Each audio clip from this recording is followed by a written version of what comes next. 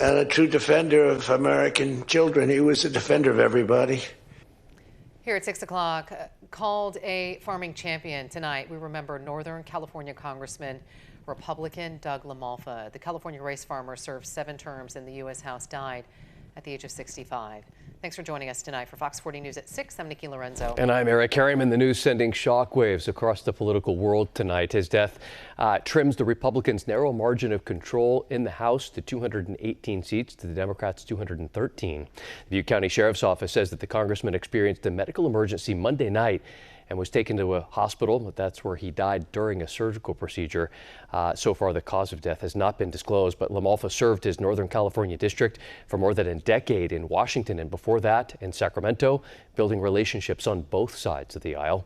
Fox 40 Capitol reporter Eitan Wallace spoke with lawmakers who knew and worked closely with LaMalfa and has some reaction from them tonight.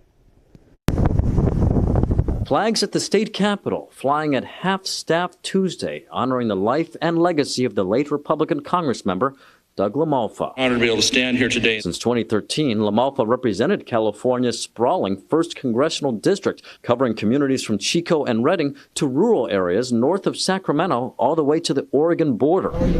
According to the Butte County Sheriff's Office, on Monday evening, the 65-year-old was rushed to the hospital following some sort of medical episode. He later died in emergency surgery. President Donald Trump reacting. I want to express our tremendous sorrow at the loss of a great member, a great member. In disbelief. It still hasn't really sunk in. GOP Huntington Beach State Senator Tony Strickland served alongside LaMalfa in the legislature in the early 2000s. The two were also roommates at the time and remained close for years, with LaMalfa even officiating Strickland's wedding.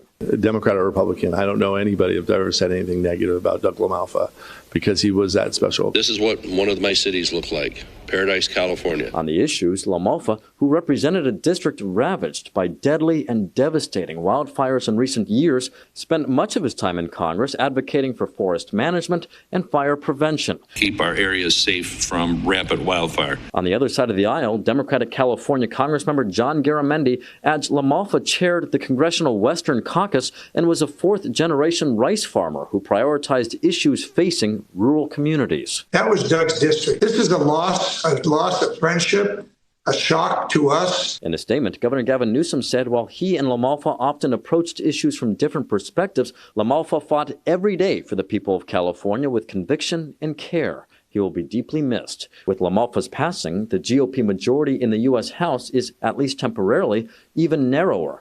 In the coming months, the governor will call a special election to fill LaMalfa's seat for the remainder of his term through early next year. That special election will use the maps in LaMalfa's current Republican-leaning district. But in November, voters will pick a representative to fill the seat for the next 2-year term under newly drawn gerrymandered Prop 50 maps aimed at flipping the seat from red to blue. So you could, in fact, see a Democrat taking this seat come January of 2027. And the governor now has 2 weeks to set a date for that special election to temporarily fill LaMalfa's seat. At the state capitol, covering local news that matters, Eitan Wallace, Fox 40 News.